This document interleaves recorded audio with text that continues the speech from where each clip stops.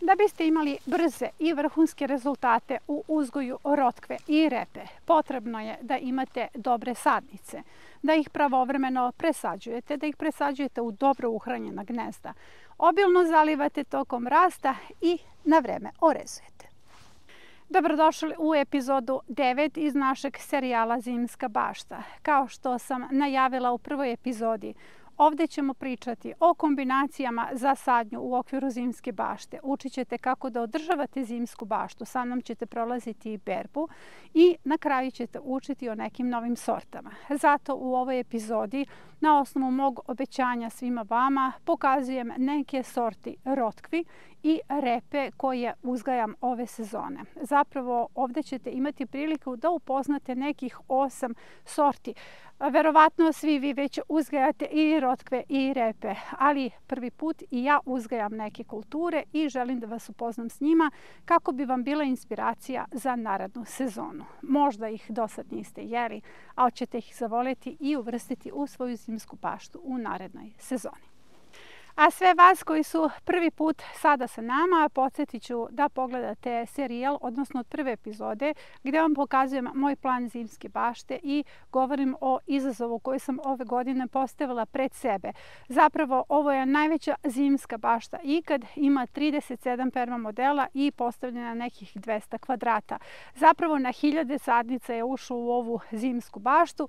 1. oktobra ja sam završila i setvu i sadnju. Kasnije sam završila i ozimu sadnju belog luka i sada je u toku ozima sadnja krompira i posao u mojoj zimskoj bašti je uglavnom završen. Ono što me čeka jeste održavanje, zalivanje, orezivanje biljaka u zimskoj bašti, ali to je tema za neku od narednih epizoda. Ono što mi je pomoglo da efikasno postavim svoju zimsku baštu i da postavka ovako velike bašte ne bude frustracija, već veliko zadovoljstvo i duševno izlečenje, jeste upravo to što sam u svakom trenutku imala jasan plan šta radim kada se pojavim u bašti. To što uzgajam u permamodelima, zatim imam jasno definisane zone. Uvela sam automatizaciju tamo gdje je to moguće, olakšala sebi sistem zalivanja i naravno uvela sam sorte koje nisu puno zahtevne. Kada je već reč o jasnom planu, sve ću da podsjetim da imate još 5 dana za kupovinu našeg projekta za kontinent. U pitanju je projekat bašte od 100 kvadrata koji se sastoji iz 18 analiza, 15 parcelizacija, 12 kalendara, 4 vodiča koja zapravo nisu predavanja već jasne instrukcije šta da radite u bašti.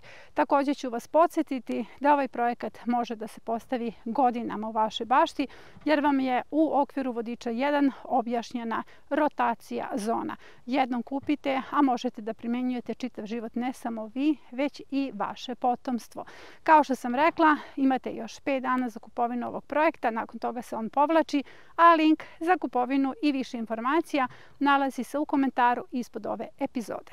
Prva rotkva o kojoj ću pričati je sasvim nova sorta u mojoj bašti. Prvi put sam je probala ove sezone i moram da vam kažem da sam oduševljena ukusom. U pitanju je kineska rotkva Misato. Ona se nalazi ispred ljubičastog kupusa i ima jako važne karakteristike, a to je da je jako blagog ukusa. Prosto ta rotkva nikada nije ljuta. Za sve vas koji ne volite onu ljutinu u rotkvi ili imate malu decu koju želite na neki način da privolite da jedu rotkve, Misato je pravi izbor. Ono što je karakteristično za nju jeste jako brza vegetacija. Vegetacija 40 dana. Generalno su te kratke vegetacije za sve rotkve karakteristične. Sada ćemo da vidimo i kako ona izgleda kada se izvadi. Ono što prvo možete da vidite kao karakteristiku ove rotkve jeste upravo lišće koje ima ove stabljike koje su crvene boje, dakle vrlo dekorativno lišće, a pogledajte kako izgleda rotkva. Sada ćemo jednu i da izvadimo. Dakle, one su potpuno crvene boje.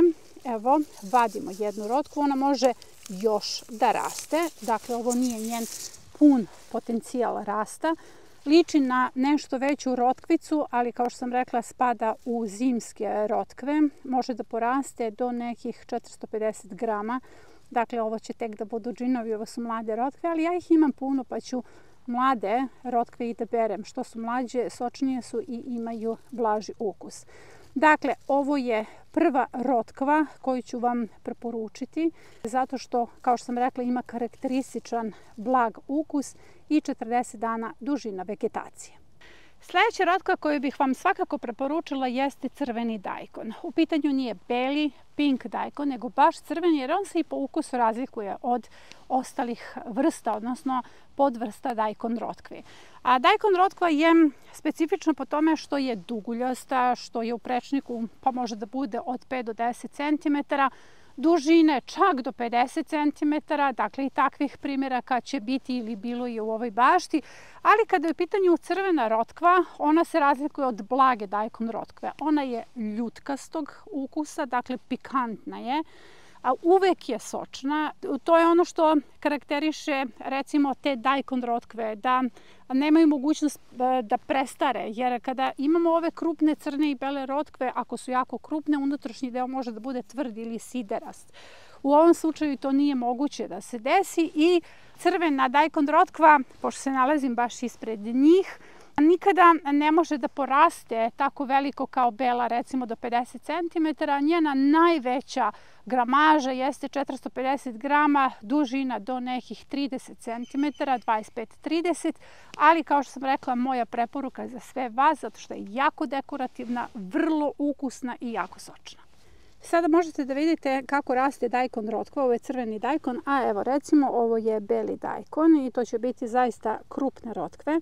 Kao što sam rekla, 40 dana dužine vegetacije do prve berbe. Trenutno se nalazite u jednom od rotkvalenda gde imam različite sorte rotkvi na jednom mestu. Ali evo, želim da vidite, ovo je mladi dajkon, dakle ona će rasti mnogo više, ali u ovoj epizodi želim da vas upoznam sa ukusima i nekim novim sortama, pa ćemo da izvadimo jedno i to iz crvene gredice. A sada ću da vas podsjetim i šta je crvena gredica, jer crvenu gredicu smo zajedno postavili. U pitanju je Zimska bašta 2, gde sam pričala o tome. Dakle, ovo je ta crvena gredica, gde je skoro 90% biljaka u nekoj crvenoj nijansi. Dakle, nije to prava crvena nijansa, ali imamo pink, roze, crveno, tako da je tu i taj crveni dajkon. Nalazi se mizuna, crvena blitva, zatim pink amsoi i ono što dodaje jako lepu nijansu jeste crvena salata.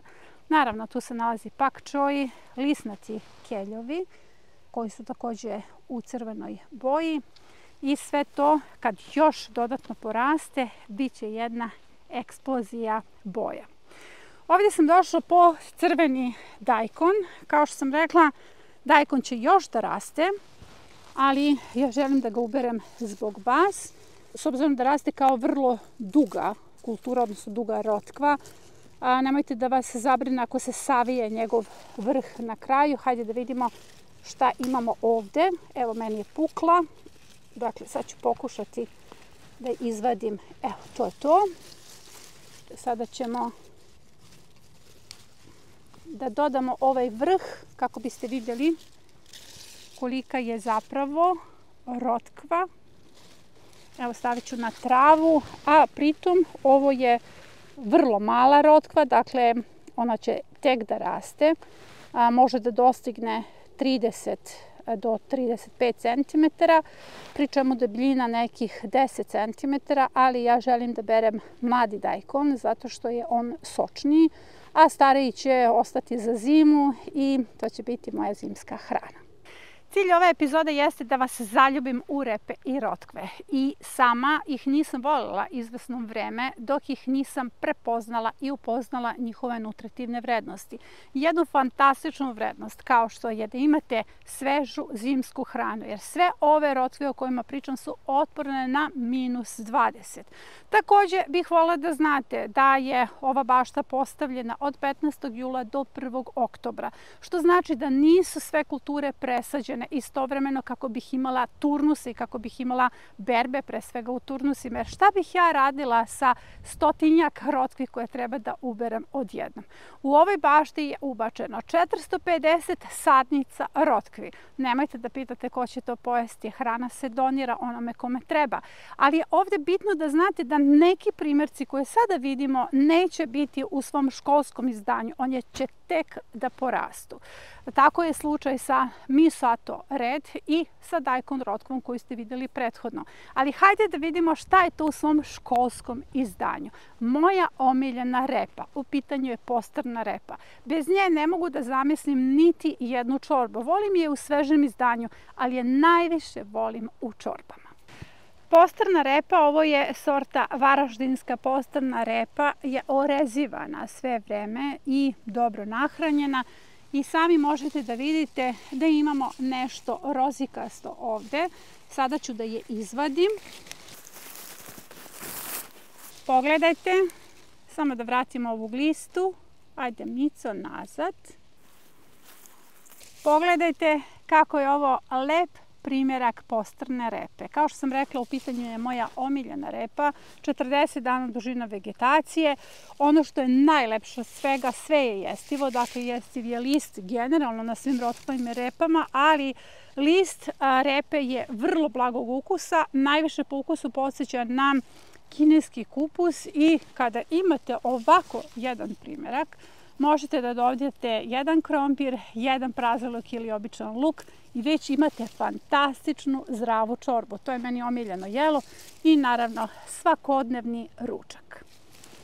Evo da vidite izbliza, u pitanju je školski primjer repe i ona je dospela za berbu onda kada je potrebno.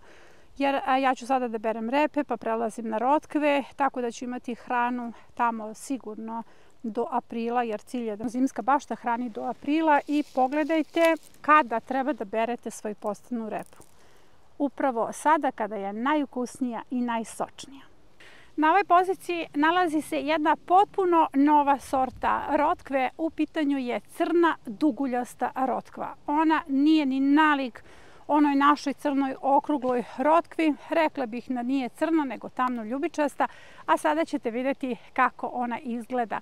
Preporučujem je, jako je blagog ukusa, dakle kao i kineska Misato rotkva i ova rotkva može itekako da se preporuči deci koja ne vole ljuto. Ono što sve vas recimo zbunjuje jesu rotkvice koje kupujete u marketu, koje su vrlo blagog ukusa, onda kad ih uzgojite one su vrlo jakog ukusa, one imaju esenciju pravog ukusa rotkve i one su ljutkaste. To je ono što vam prilično smeta, naročito ako ne volite ljuto, i taj jak ukus smeta deci. Zato hajde da nađemo rotkve koje možete i njima da preporučite i servirate. Ovdje imamo 3 različite rotkve, ali došli smo po crnu duguljastu, odnosno ljubičastu rotkvu.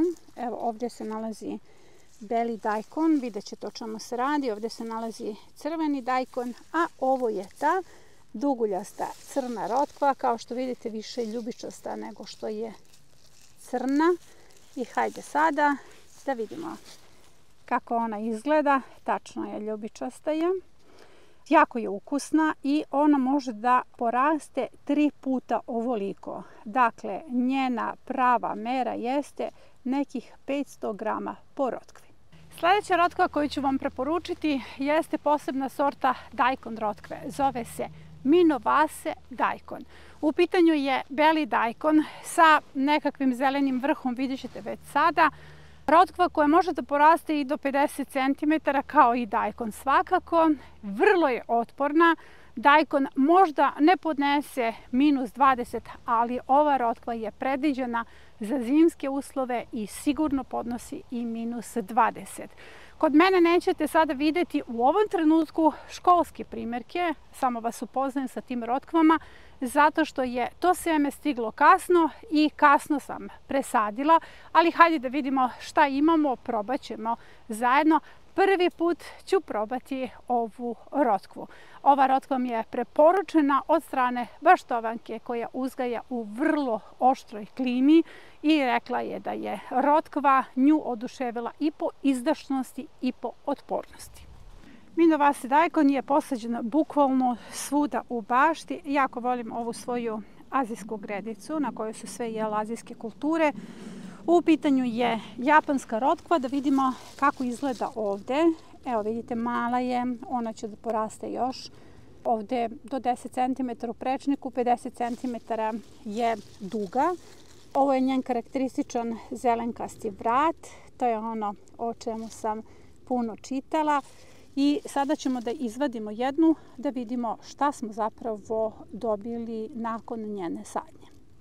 Minovasi rotkva je ubačena bukvalno svuda, na svim gredicama. Evo još jedna azijska lepotica. Dakle, to su te azijske gredice koje imaju puno različitih kombinacija. Hoću ovde da vidite i kelj kalijan koji je jako zanimljiv jer se njemu jedu ovi vrhovi, ali o njemu ćemo pričati drugom prilikom. Ovdje imamo rotkve koje su različitih dimenzija, kasnije posađene, jer nisam sve postavljala istog dana, a ovo je ona rotkva koju ste malo pregledali. Posađena je 25. avgusta. Vidite kako je već krupna, lepa i rotkve ne prestaju da rastu tokom zime, tako da ćemo sigurno imati onako školske primjerke ovih rotkvi. Njih ćemo brati zajedno. Za sada samo mogu da vam dam preporuku. Otporne su, samo sam ih posadila i ostalo rade same. A sada želim da vam predstavim posebnu rotkvu. Prvi put je uzgajam. Sakurajima, ne znam kako se izgovara, a nisam se trudila ni da naučim. Zapravo izgovaram onako kako piše. U pitanju je rotkva koja ima ovako prekrasan list. Ona tek počinje da raste. Pogledajte sada ovaj deo. Dakle, ona raste u dužinu, neće rasti duže, razvija jako veliki koren i onda joj se deblja središnji deo. Ova rotkva može da naraste ogromna i da jedna rotkva ima kilogram pa čak i više, u zavisnosti od toga kakvi joj se uslovi obezbede. Dakle, nemojte da mislite da je mala, da sam je prerano ubrala, jako je spora, trebaju i 90 dana do berbe, pa čak i više, zato što naraste kao ogromna rotkva. I naravno naše klasične rotkve, crna i bela rotkva. Ove godine nisam sadila belu rotkvu zato što imam zaista puno drugih rotkvi u bašti, ali crna rotkva je obavezna i ovo je zaista mali primjerak jer crna rotkva može da poraste 3 puta ovoliko i tek će da poraste. U pitanju je vrlo pikantna rotkva, jako otporna. Preko zime berete, ovu biljku čitave zime ne može da smrzne. Prema tome svakako je preporučujem. Benefit ishrane rotkvama vam je već poznat, ali morate da znate da kada je jedete, da je ona zaista jako ljuta, možda jedna od najljućih rotkvi. Ono što vidite u mojoj ruci jeste nešto što sam godinama u bašti uzgajala kao rotkvicu. U pitanju je ledena sveća. Kada razumete ledenu sveću kao rotkvu, stvari vam postaju prilično jasne. Kao prvo, ledena sveća raste kao vrlo krupna rotkvica. Ako je tako tretirate, pogledajte kolika je ona. Ona može da raste i duplo ovoliko i jako je pikantna. Ukoliko je posejete, a seme možete da kupite zaista u većini poljoprivrednih apoteka, pustite da naraste, nemojte da je berete kao jako malo jer to je velika šteta. Kada vam porastu ovakve ledene sveće, vi zaista imate vrlo pikantnu, ali vrlo ukusnu rotkvu koja se može kiseliti, kuvati, ja je dodajem u čorbe i koristiti u svežem stanju. Za sve vas koji volite pikantan ukus, ovo je pravi izbor. Ja znam da će sada neki od vas da kažu, ali ja ne volim rotkve i repe i ova me priča uopšte ne zanima. Razumem vas i sama sam bila u poziciji da ih ne volim, a sada su rotkve moja omiljena hrana. Potrudila sam se da ih upoznam i da spoznam njihove nutritivne vrednosti jer imaju jako mnogo vitamina, C, A, K, B6, folnu kiselinu, mnogo minerala. Ovde govorimo o kalcijumu, magnezijumu, gvožđu, manganu. Osim što imaju jako antiinflamatorno dejstvo, imaju i antikancerogeno dejstvo. Ovde govorimo o sulforafanu. Prema tome, nadam se da vam je ovo bio podstrek, da se pozabavite rotkvama i repama i da čujete ovu priču do kraja, jer one su vam bukvalno apoteka u vašoj bašti.